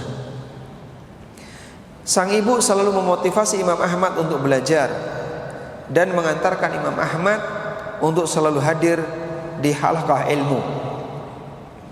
Sampai diceritakan, kata Imam Ahmad, kanat tuqiduni qabla salatil fajri. Ibuku membangunkan aku sebelum subuh. Ini ibunya Imam Ahmad, membangunkan Imam Ahmad sebelum subuh. Udah? Banyak pak ibu-ibu zaman sekarang bangunin anaknya sebelum subuh, terus suruh ke masjid, habis itu ibunya tidur. Ibunya tidur nggak? Atau menemani anaknya? Tanya. Jadi anaknya dibangunin, ibunya tidur. Kan ibu nggak wajib ke masjid, kamu yang wajib ke masjid. Kamu berangkat ke masjid, ibunya nggak wajib ke masjid, akhirnya tidur lagi. Nah kalau kayak gini maka anaknya nggak mau bangun. Karena tuqiduni qabla salatil fajr. Ibuku membangunkan aku sebelum salat subuh. Fatuhmi liyal ma, lalu ibuku masak air untukku, sehingga agar anaknya bisa mandi sebelum subuh dimasakin air. Berarti kira-kira ibunya bangun duluan atau bangun setelah Imam Ahmad? Bangun duluan. Dia siapkan dulu, dimasakin air dulu. Sudah, setelah airnya sudah siap, bisa dipakai untuk mandi, barulah anaknya dibangunin. Tsumma takhruju ma'i ilal masjid khaufan alayya. Akhirnya beliau mengantarkan aku ke masjid karena khawatir dengan keselamatanku. Li'annal masjida kana ba'idan an darihi. Karena masjid ketika itu jauh dari rumahnya Imam Ahmad. Wa kanat tantadhiru kharijan hatta ya'uda. Lalu ibunya menunggu di luar masjid sampai Imam Ahmad selesai ikut halaqah di masjid. Disiapkan sebelum subuh, disediakan air panas, dimandiin, diantarkan ke masjid, ikut sholat jamaah subuh. Kemudian Imam Ahmad belajar di halaqah di masjid setelah subuh, ditungguin sama ibunya sampai keluar anaknya, kemudian pulang bareng-bareng. Dan itu dilakukan setiap hari.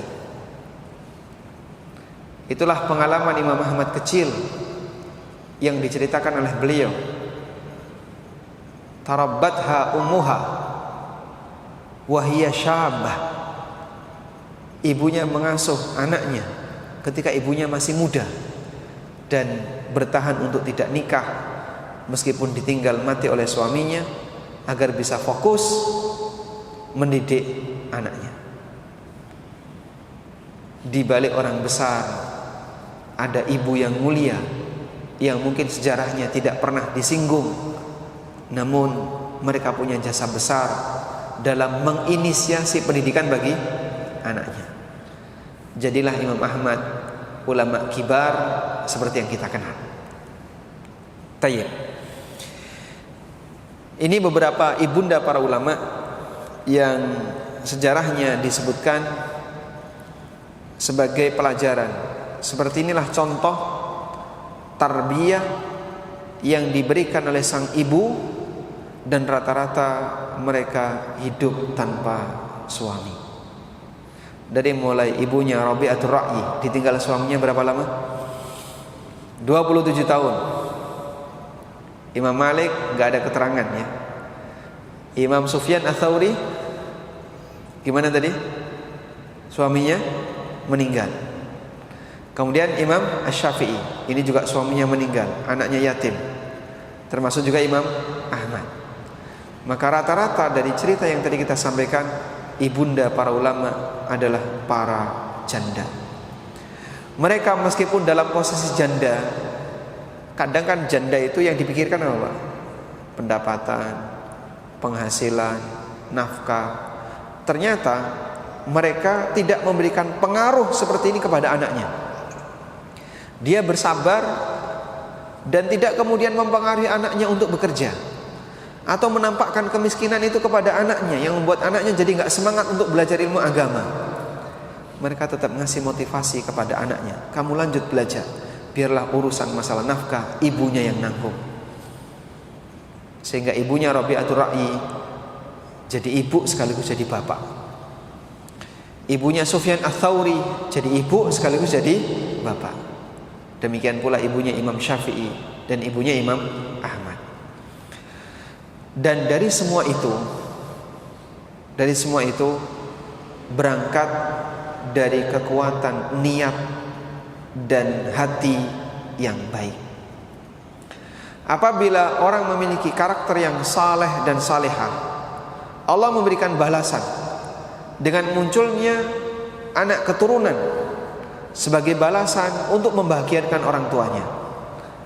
Meskipun bisa jadi balasan itu tidak kelihatan. Baik, saya di bagian akhir akan bercerita tentang peristiwa yang pernah terjadi di zaman Amirul Mukminin Umar bin Khattab radhiyallahu anhu. Diceritakan dalam tarikh Damaskus bahwa di zaman Umar bin Khattab radhiyallahu anhu. Kenapa kok tarikh Damaskus? Karena ada kaitannya dengan kota Damaskus. Di zaman Umar bin Khattab radhiyallahu anhu ada laporan bahwa banyak penjual susu yang dia suka mencampurkan air susunya dengan air biasa. Akhirnya Umar bin Khattab radhiyallahu anhu mengirim beberapa utusan ke pasar-pasar kota Madinah menyampaikan pengumuman bahwa siapa yang mencampurkan susu dengan air maka dia akan mendapatkan hukuman yang keras dari Amirul Mukminin. Dan itu jadi ketetapan negara, jadi undang-undang. Suatu malam Umar bin Khattab radhiyallahu anhu melakukan inspeksi. Bahasa kita apa namanya? Belusuan, ya, belusuan. Umar bin Khattab radhiyallahu anhu belusuan, ditemani oleh pembantunya yang bernama Aslam, untuk mencari tahu bagaimana kondisi kaum muslimin di malam hari. Kemudian suatu ketika beliau singgah di sebuah kampung di malam hari itu, lalu nyender di sebuah tembok rumah warga. Pada posisi beliau nyender, tiba-tiba beliau mendengar ada suara obrolan dua perempuan di balik tembok ini, di dalam rumah. Yasma'u imra'atun taqul, ada seorang wanita mengatakan, "Qumi ila dzalikal laban famdhikihi bil ma." Wahai putriku, coba kamu campurkan susu ini dengan air. Faqalatil ibnah, maka sang putri yang disuruh ibunya untuk mencampurkan susu tadi dengan air, dia mengatakan, "Ya ummata, wa ma alimti ma kana min azmati Amirul Mukminin al-yaum." Wahai sang ibu, apakah ibu tidak tahu kalau sekarang sudah ada undang-undang baru dari Amirul Mukminin? Maka sang ibu bertanya, "Wa ma kana min azmatihi?" Apa undang-undang baru dari Amirul Mukminin? Qalat, si wanita ini, si putri ini mengatakan, innahu amara munadiyan fayunadi. Umar memerintahkan para pengawalnya, para pembantunya untuk menyampaikan pengumuman, jangan mencampurkan susu dengan air. Maka kemudian sang ibu mengatakan, ya binta, wahai putriku, sudah campurkan saja susu itu dengan air. Karena Umar nggak ada di sini, Umar juga nggak melihat perbuatan kita, dan utusan Umar juga tidak ada di sini. Kenapa kamu harus takut? Faqalat as-sabiyah, maka sang putri ini mengatakan, wallahi ma kuntu liuti'ahu fil mala'i wa asihi fil khala. Wahai ibuku, demi Allah, aku tidak mau mentaati Umar di keramaian, kemudian aku durhaka kepada Umar di kesepian. Aku tidak mau mentaati undang-undang ini ketika sedang bersama banyak orang, tapi tiba-tiba di balik itu aku durhaka kepada undang-undang ini. In kana Umar la yarana, kalaupun Umar tidak melihat kita, fa rabbu amirul mukminin yarana, Tuhannya Umar melihat kita. Ya. Begitu Umar mendengarkan obrolan ini, a'jabal bil fata liwaraiha, beliau merasa terheran dengan si anak perempuan tadi, betapa waraknya dia. Akhirnya dia perintahkan kepada Aslam, wahai Aslam, coba kenali ini daerah mana, ini kampung apa, dan tandai rumah ini. Akhirnya rumah ini dikasih tanda, dan Aslam mengenali, oh ini di kampung X. Kemudian setelah itu beliau pulang.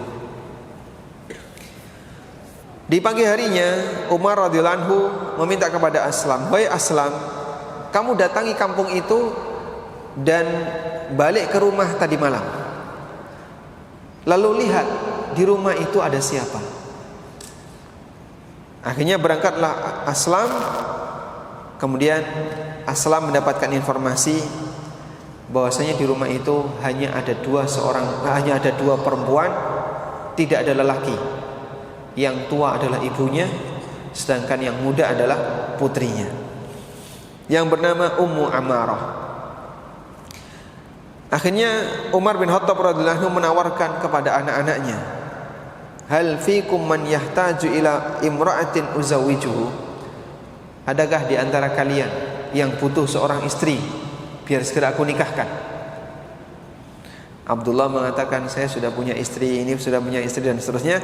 Tinggal satu yang belum, bernama Asim. Anaknya Umar yang bernama siapa? Asim. Akhirnya Asim dinikahkan dengan perempuan ini, Ummu Amarah bintu Sufyan. Dari pernikahan Asim dengan Ummu Amarah bintu Sufyan lahirlah Laila, anak perempuan bernama Laila. Laila menikah dengan Abdul Aziz bin Marwan. Laila menikah dengan Abdul Aziz bin Marwan. Terlahirlah seorang anak, Umar bin Abdul Aziz rahimahullah rahmatan wasi'ah, yang kita kenal sebagai alim, malik alim, seorang raja yang berilmu, faqih, wari'an, yang sangat warok, zuhud, terkenal dengan kebaikannya sampai dianggap sebagai khulafaur rasyidin yang kelima. Dari seorang ibu yang punya sifat warok, turun Allah lahirkan seorang anak yang luar biasa, meskipun bisa jadi sang ibu tidak melihatnya. Wallahu ta'ala alam. Baik, demikian yang bisa kita sampaikan. Semoga apa yang sederhana ini bermanfaat. Wassallallahu ala nabiyyina Muhammadin wa ala alihi wa sahbihi wa sallam. Wa akhiru da'wana alhamdulillahi rabbil alamin. Pertanyaan yang pertama. Assalamualaikum akhi. Waalaikumsalam. Mau bertanya sesuai tema hari ini. Ibuku madrasah pertamaku.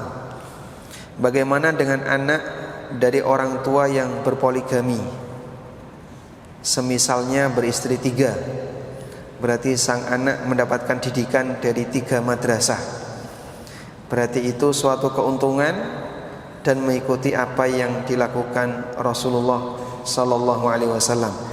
Sekian pertanyaan saya. Aidil. Masya Allah. Ada namanya di sini? Hah? Oh, lagi kerja. Masya Allah. Tayyib.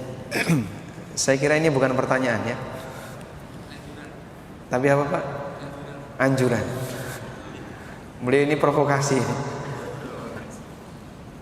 Wallahu a'lam. Ya tentu saja bukan berarti ketika sang suami punya istri lebih dari 1 artinya memperbanyak jumlah madrasah di lingkungan keluarganya. Karena kalau memperbanyak jumlah madrasah seperti ini jadi madhabnya kan beda-beda ya. Sehingga anak dapat didikan madrasah dari istri pertama, istri kedua, istri ketiga. Nanti kalau terjadi khilaf bingung ini anak. Tayyib. Kita tidak sedang membicarakan masalah fikih poligami. Sehingga madrasah ibu berkaitan dengan anaknya ini tidak ada hubungannya dengan poligami. Kalaupun ini dipahami terkait poligami, wallahu alam, yang saya simpulkan bisa jadi ini gagal paham ya. Jadi ini tidak ada hubungannya dengan poligami. Intinya kalaupun seorang anak ingin mendapatkan madrasah yang baik dari seorang ibu, tugas suami yang pertama apa tadi Pak? Memilih pasangan yang baik, memilih calon ibu yang baik. Pak, tapi kan ini sudah terlanjur karena kita sudah menikah dalam kurun waktu yang lama. Selanjutnya bagaimana? Selanjutnya adalah Anda berikan pendidikan yang baik untuk ibunya agar nanti bisa memberikan pendidikan yang baik untuk anaknya. Wallahu a'lam. Bagaimana hukumnya menyimak kajian sambil bekerja di kantor saat jam kerja? Selama tidak mengganggu aktivitas kerja Anda, silahkan. Ada buku yang saya tulis judulnya Fikih ASN dan Karyawan yang sudah pernah kita bedah di mana? Di ANB Channel. Dan di situ saya sebutkan beberapa fatwa para ulama berkaitan dengan masalah aktivitas di jam kerja namun untuk selain pekerjaan. Seperti membaca Quran, bahkan sholat duha, mengikuti kajian dan seterusnya. Ada fatwa yang disampaikan oleh Syekh bin Baz. Boleh enggak orang itu membaca Quran di jam kerja, berzikir di jam kerja? Jawab beliau, boleh selama tidak mengganggu pekerjaan. Sehingga kalau tidak ada tugas yang harus dikerjakan, kemudian Anda tidak harus fokus, sehingga ketika sambil mendengarkan diizinkan oleh pihak perusahaan, maka dalam hal ini bekerja sambil mendengarkan kajian hukumnya diperbolehkan. Wallahu a'lam.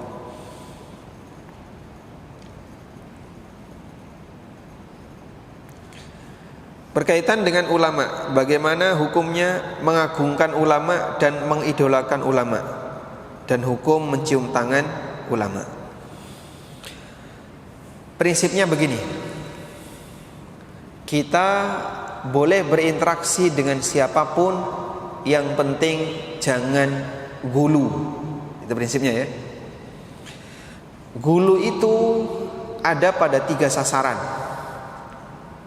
1, kepada orang yang disembah, sehingga gulu sampai menyebabkan orang jadi bersikap kesyirikan, berbuat kesyirikan. Ini gulu yang dilakukan oleh orang Nasrani kepada Nabi Isa. Yang kedua, gulu kepada orang yang ditaati. Contohnya gulu kepada pemimpin, berlebihan ketika taat kepada pemimpin sampai nabrak aturan agama. Wah, ini kan dalam rangka taat waliul amri, taat pada pemimpin dan seterusnya, sampai nabrak aturan agama. Ini gulu dalam masalah ketaatan. Yang ketiga, ghulu dalam masalah mengikuti. Ini ghulu yang sasarannya adalah tokoh agama, sehingga orang terkadang berlebihan dalam mengikuti tokoh agama, sampai apapun yang dikatakan oleh tokoh agama ini diikuti walaupun bertentangan dengan aturan syariat. Tayyib. Kita berinteraksi dengan siapapun boleh selama tidak ghulu, dan ghulu itu terjadi ketika nabrak batasan. Makanya definisi ghulu yang disampaikan oleh Ibnu Qayyim, mujawazatul haddi fil ma'budi au matbu'i au muta', melebihi batas berkaitan dengan masalah ibadah, masalah ketaatan, dan masalah mengikuti. Baik, kembali kepada interaksi dengan ulama. Seorang ulama kita muliakan, boleh atau tidak? Jawabannya bahkan dianjurkan. Memuliakan ulama dalam rangka memuliakan ilmunya, dan itu bagian dari sunnah. Ibnu Abbas radhiyallahu anhu pernah menyiapkan tunggangan yang mau dinaiki oleh gurunya, sampai gurunya itu merasa nggak nyaman karena yang melayani Ibnu Abbas, sepupu Rasulullah Sallallahu Alaihi Wasallam, dan orang yang pernah didoakan oleh Nabi Sallallahu Alaihi Wasallam. Tapi Ibnu Abbas melayani gurunya ini, lalu sang guru merasa malu dengan itu, merasa nggak nyaman dengan itu. Ibnu Abbas kemudian mengatakan, hakadza umirna bi ulama'ina. Seperti inilah kita diperintahkan untuk melayani ulama kita. Sehingga melayani ulama bagian dari sunnahnya sahabat. Sahabat yang belajar kepada sahabat yang lain, sahabat junior melayani sahabat senior. Praktek seperti ini sudah ada sejak masa silam. Mereka menghormati ulama karena menghormati apanya? Ilmunya. Baik. Namun tidak boleh melebihi batas, sehingga kita tidak boleh mengatakan bahwa kebenaran hanya berfokus pada ulama ini, selain dia salah. Ini keliru. Karena itu Syekhul Islam Ibnu Taimiyah menyebutkan tidak boleh menerima semua perkataan dari ulama agar tidak ada kesan kalau dia setara dengan Nabi, walaupun dia seorang wali, walaupun orang ini seorang wali. Misal ya, kita menerima Imam Syafi'i, menerima Imam Asy-Syafi'i, sehingga penjelasan Imam Syafi'i, fatwanya Imam Syafi'i kita terima. Tapi tidak boleh kita punya anggapan semua yang keluar dari Imam Syafi'i benar, agar tidak menyamakan beliau sebagaimana layaknya Nabi.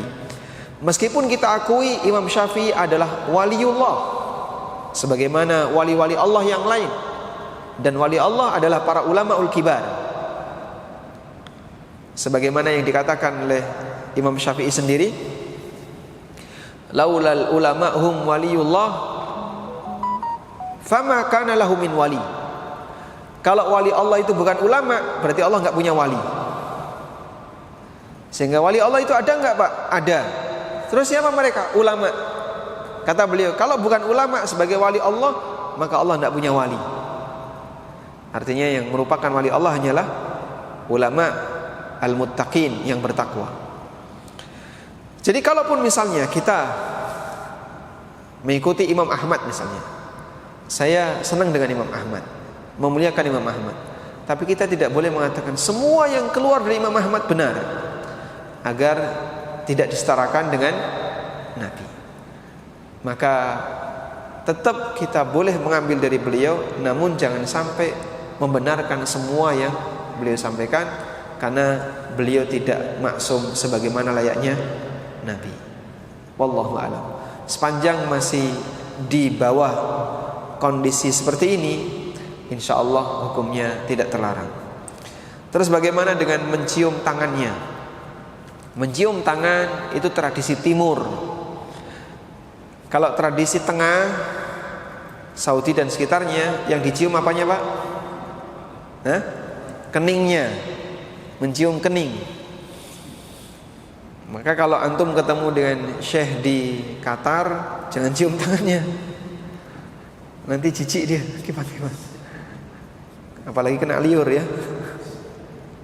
Tapi yang dicium apanya? Keningnya. Dan saya perhatikan masyayikh itu ketika dicium keningnya, beliau nunduk, mengisyaratkan, beliau mengizinkan perbuatan itu. Saya pernah lihat Syekh Fauzan, Syekh Shalih Al Fauzan hafizahullah ta'ala, ketika di Jamiah Islamiyah pada waktu mau menyampaikan muhadharah, beliau datang, dan waktu itu saya di dekatnya ya, baru pertama kali itu bisa melihat langsung Syekh Fauzan. Lalu ada mahasiswa yang menyambut beliau, dan karena Syekh Fauzan lebih tinggi daripada mahasiswa ini, Syekh Fauzan nunduk, menunjukkan beliau mengizinkan proses itu. Beliau nunduk, kemudian dicium keningnya. Artinya memuliakan seperti ini tidak sampai melebihi batas. Dah? Daerah timur bukan dicium kening. Kalau daerah timur dicium kening dikiranya LGBT. Itu ngapain kok dia nyium keningnya? Wah, itu jangan-jangan LGBT itu. Ya Pak ya. Kalau nyium kening itu ke siapa Pak? Ke anaknya, ke istrinya. Laki kok nyium kening laki-laki? Wah, bisa dianggap LGBT nanti. Sehingga daerah timur yang dicium apanya? Tangannya. Maka boleh nggak Pak, ketika ada tokoh agama yang dia ulama Ahlussunnah, saat kita salaman, kemudian tangannya ketika mau dicium malah dijulurkan, sama sebagaimana ulama di Timur Tengah ketika mau dicium keningnya beliau nunduk dan dijulurkan keningnya. Dan praktek ini boleh. Mau dipraktekkan Pak, coba dengan sebelahnya. Padahal tangan itu di bawah, lebih bawah daripada kepala. Maka ketika orang dicium tangannya, dia naikkan tangannya, menunjukkan bahwasanya praktek seperti ini bentuk penghormatan kepada tokoh agama. Hukumnya boleh, dengan satu catatan, ini hanya berlaku untuk ahluddin. Untuk ahluddin, penghormatan karena latar belakang agama. Ada fatwa yang disampaikan oleh Imam Ahmad berkaitan dengan penghormatan kepada orang lain, dan beliau ngasih rincian. Untuk ahluddin hukumnya boleh, tapi untuk ahlud dunya dilarang. Sehingga cium tangan karena menghormati orang tersebut dengan latar belakang kekayaannya atau jabatannya, hukumnya haram, nggak boleh, hukumnya dilarang ya. Tapi kalau mencium tangan orang lain karena pertimbangan dia lebih berilmu dan beragama, sehingga alasannya adalah karena agama, hukumnya boleh. Wallahu a'lam. Pertimbangan? Baik. Bagaimana dengan pertimbangan usia? Insya Allah hukumnya diperbolehkan, dikiaskan dengan penghormatan kepada orang yang lebih senior dalam masalah ilmu, sehingga kita menghormati orang tua kita, Pak D, Bude, meskipun dia bukan orang tua nasab ya, tapi dia lebih senior dibandingkan kita dari sisi usia dan dari sisi status dalam keluarga, sehingga pertimbangannya bukan karena alasan dunia. Kita nyium tangan Bude kan bukan karena pengen dikasih duit kan, cium tangan Bude pengen dapat cepek kan, bukan karena itu. Tapi kita nyium tangan Bude, nyium tangan Pak D, alasannya apa? Karena ini adalah orang tua kita, orang yang kita hormati. Wallahu a'lam.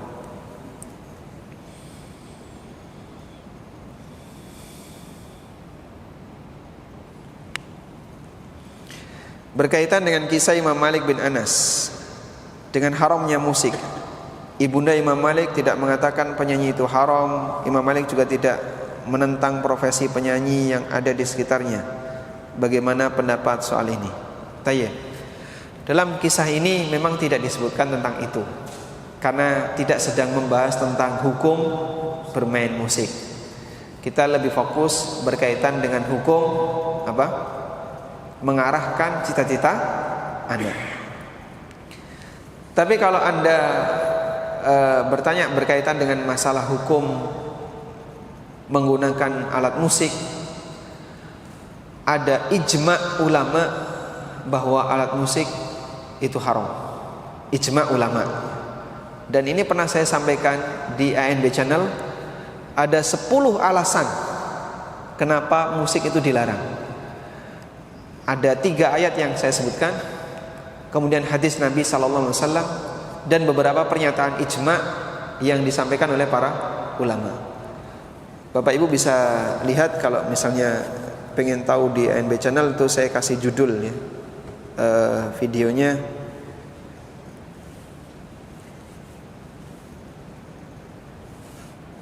Kalau nggak salah judulnya hukum musik.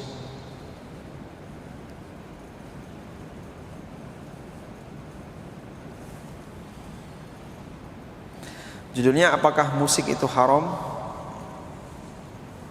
Ini video 9 bulan yang lalu. Dan di situ saya nukilkan beberapa ijma ulama plus dengan teksnya. Tayyib. Sehingga kalau kita bicara tentang hukum musik, ada ijma yang disampaikan oleh para ulama bahwa mereka menentang dan menolak musik. Selanjutnya berkaitan dengan Imam Syafi'i. Imam Syafi'i dan usul fikih, di mana kita mayoritas di Indonesia bermadzhab Syafi'i. Tetapi praktek bid'ah tumbuh subur di kehidupan seharian kita, kontradiksi dengan ajaran Imam Asy-Syafi'i. Bahkan jangankan Imam Syafi'i, hadis Nabi SAW saja banyak yang ditinggal dan beralih kepada yang tidak ada dalilnya. Karena kita bicara ideal. Pada saat kita bicara ideal, kita bahas hadis, bahas dalil, bahas fatwa ulama, bahas keterangan para imam dan seterusnya. Itu kita bicara ideal. Saat kita bicara ideal, kita sampaikan di masyarakat sesuai dengan kondisi ideal.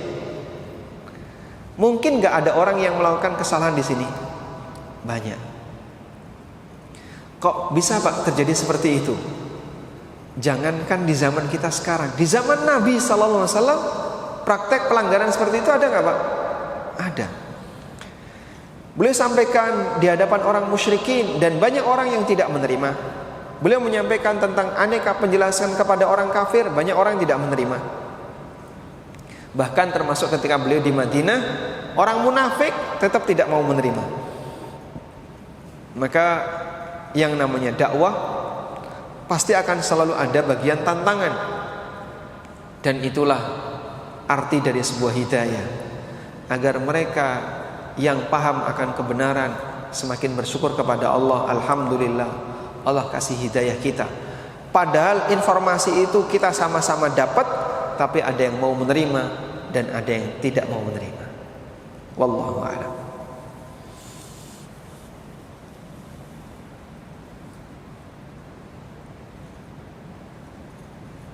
Di titik mana dan momen di mana Pak Ustadz memutuskan untuk fokus mendalami agama, padahal alumni teknik yang sangat jarang di tanah air, jarang teknik nuklir. Saya dulu bekerja di Sumatera dan satu sesi dengan Aidil Mirza yang juga alumni teknik nuklir UGM. Nah, barakallahu fiik. Tayyib. Kalau Anda bertanya di titik mana kok sampai harus beralih posisi dari yang sebelumnya belajar teknik lalu kemudian belajar ilmu agama. Sebenarnya secara pribadi Saya tidak pernah punya cita-cita jadi dai dari kecil ya. Sehingga seingat saya SD, SMP, SMA itu belum punya keinginan untuk jadi dai. Kuliah semester 1, semester 2 juga belum ada minat untuk jadi dai. Maka di fase itu saya tidak menyempatkan untuk belajar secara khusus ilmu agama. Dah? Sampai akhirnya ketika kuliah saya punya pertimbangan, saya ingin tinggal di sebuah pondok dengan pertimbangan dua. Satu, biayanya gratis agar meringankan beban orang tua, sehingga tidak harus keluar biaya untuk kos-kosan. Karena di angkatan saya SPP UGM mulai mahal. Ada namanya BOP ya, biaya operasional pendidikan, yang itu tidak ada di angkatan sebelumnya.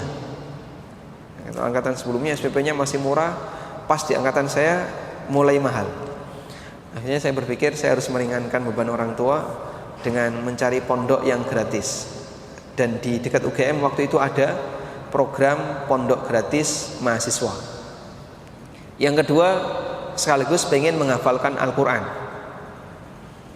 Karena ketika saya lulus SMA sudah punya hafalan kurang lebih 2 juz dan pengen saya lanjutkan. Sehingga saya pilih pondok yang ada program tahfidnya. Terpilihlah pondok yang bernama Taruna Al-Quran. Itu jarak dari UGM hanya kurang lebih 3 km. Bisa ditempuh dengan sepeda. Dan waktu itu saya kuliah sambil menggunakan sepeda. Di forum inilah saya bertemu dengan Al-Ustaz Al-Fadil Dr. Aris Munandar hafizahullah ta'ala wa ra'ah. Dan semua santri mahasiswa diwajibkan untuk ikut kajian beliau.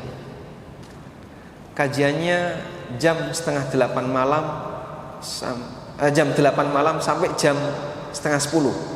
Setiap hari tanpa libur. Liburnya kalau beliau sedang ngisi di luar. Sehingga kalau beliau ngisi di luar semuanya senang karena libur. Dan itu ujian yang paling berat. Pulpen jatuh, kitab jatuh, kadang dingkluk sampai orangnya ikut jatuh, biasa. Dan kajian kalau lagi ngantuk itu kan tersiksa banget Pak ya. Kapan selesai? Kapan selesai? Padahal kajiannya nggak ada guyonnya sama sekali Pak. Fokus, baca buku, diterjemahkan, kasih keterangan sedikit, terus seperti itu. Selama saya berada di pondok itu, tiap hari seperti itu. Dan ketertarikan terhadap kajian belum muncul di awal-awal, sehingga saat kajian itu tersiksa, gak nyaman sekali. Tapi kalau gak masuk, itu bisa dihukum. Akhirnya terpaksa harus bergabung. Sampai akhirnya saya baru bisa menikmati itu kurang lebih setahun. Setahun baru bisa menikmati. Sebelum itu gak bisa menikmati Pak. Jadi kalau kajian itu tersiksa. Kitab ada di depan, mendengarkan, suruh baca gak bisa, ditanya nggak bisa. Disuruh baca, saya belum bisa baca. Ditanya tentang catatan kemarin, ya karena kajiannya nggak serius ya, kadang nggak bisa jawab. Kurang lebih setahun. Setelah setahun berjalan, tahap demi tahap saya sudah bisa mulai baca. Dan ada satu buku yang menjadi pendamping saya, namanya Kamus Mahmud Yunus. Itu belinya di shopping Malioboro. Cari yang bekas murah. Sepedaan ke Malioboro, dulu kan ada shopping ya istilahnya, tempat jualan buku di dekat Malioboro. Itu buku-buku bekas, buku-buku KW itu banyak sekali, murah-murah. Saya beli itu, sehingga ini buku bahasa Arab, ini Kamus Mahmud Yunus. Kalau saya tidak mengetahui artinya, buka kamus. Bertahun-tahun seperti itu terus, sehingga cuma nyatati mufrodat sampai akhirnya bisa baca sendiri. Semester 3, berarti di tahun yang kedua, semester 3, saya sudah bisa membaca kitab Gundul di forum kajiannya Ustadz Aris. Akhirnya saya terbiasa disuruh baca terus seperti itu. Sejak saat itulah punya ketertarikan untuk dikembangkan. Dan ketertarikan dikembangkan belum sampai pada keinginan untuk jadi guru agama. Masih ingin tetap fokus di bidang ilmu teknik. Akhirnya baru setelah kira-kira semester 7 atau semester 8 punya keinginan untuk itu. Kemudian setelah lulus ada program Mediu, Madinah International University, yang buka di Jogja. Kemudian saya ikut ambil S1 jurusan fikih dan usul fikih. Kemudian terus dikembangkan sampai akhirnya saya belajar menulis di UFIT. Sebelumnya sudah punya bakat menulis sejak dari SMA, cuman nggak punya fasilitas, sehingga dulu kalau mau nulis itu pinjem komputer orang.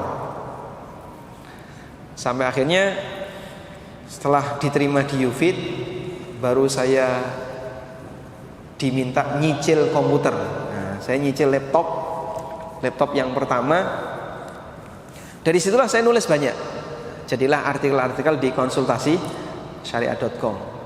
2 tahun laptop itu rusak, ganti laptop yang kedua. Nah, laptop yang kedua itu yang paling produktif.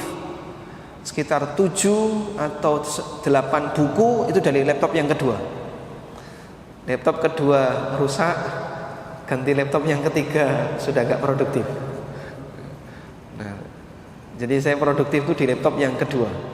Buku ada apa dengan riba, buku pengantar fikih jual beli, sampai buku fikih bermadhab, itu laptop kedua. Ya, mungkin Bapak Ibu termasuk buku tafsir salat, itu dari laptop yang kedua. Walhamdulillah. Jadi fokusnya itu terbantukan dari hobi menulis. Wallahu a'lam. Kalau peran ibu, memang ibu kalau dulu waktu saya masih SD itu paling disiplin berkaitan dengan masalah belajar ya. Jadi kalau saya waktunya TPA kok nggak masuk karena dolan, digoleki Pak. Pernah satu ketika, jadi saya kan sekolahnya itu siang ya. SD saya itu siang. Karena lembaga pendidikan tempat kami itu lokalnya terbatas. Pagi dipakai SMA dan SMP, siangnya dipakai SD. Nah, saya masih ingat, rumah saya itu dekat laut. Saya kalau pagi ngilang ke laut, entah nyari kerang, nyari kepiting dan seterusnya. Pokoknya mainnya di laut. Nah, di pagi itu saya ikut TPA, masuk jam 9, pulang jam setengah 11 setiap hari, kecuali hari libur, kalau Jumat libur ya. Nah, suatu ketika saya ngilang, jam 9 belum pulang. Pulangnya itu jam setengah 11 tuh. Sudah TPA udah pada pulang. Dimarahi ya. Kamu kemana saja? Neng diwai mau goleki orang. Nah, ibu saya streng di bagian itu. Kalau sampai nggak masuk sekolah, nggak masuk TPA itu mesti dimarahi. Dan beberapa kali saya masih ingat dimarahi karena tidak masuk TPA, tidak masuk sekolah. Wallahu a'lam. Semoga Allah Ta'ala memberikan taufik bagi beliau dan juga kedua orang tua saya. Baik, mungkin itu yang bisa kita sampaikan. Sudah saat lagi masuk waktu duhur. Semoga apa yang kita bahas ini bermanfaat. Wassallallahu ala nabiyyina Muhammadin wa ala alihi wa sahbihi wa sallam. Wa akhiru da'wana alhamdulillahi rabbil alamin. Wassalamualaikum warahmatullahi wabarakatuh.